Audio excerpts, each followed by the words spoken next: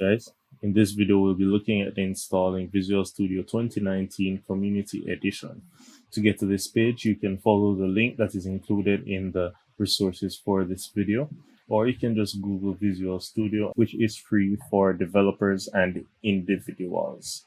But if you go enterprise with your application, then you are required to buy a license.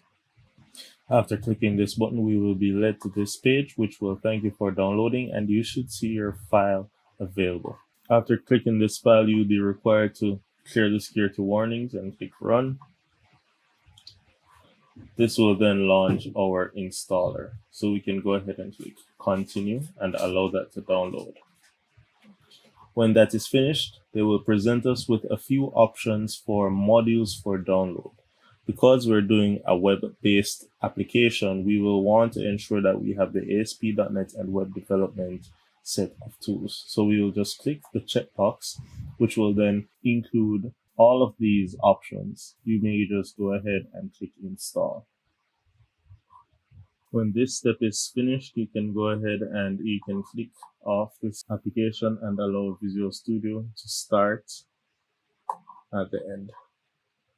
It will proceed to launch Visual Studio. You can close the installer and go ahead and sign in if you have a Microsoft account before. If not, then you can just click Not Now and maybe later.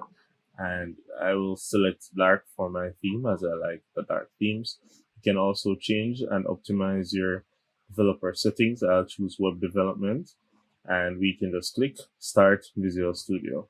This will launch Visual Studio 2019, where they will ask us if we want to get started by cloning existing code, opening a project or solution, opening a local folder, or creating a new project. We can stop here as we would have successfully completed the requirements for this module. Stay tuned for more.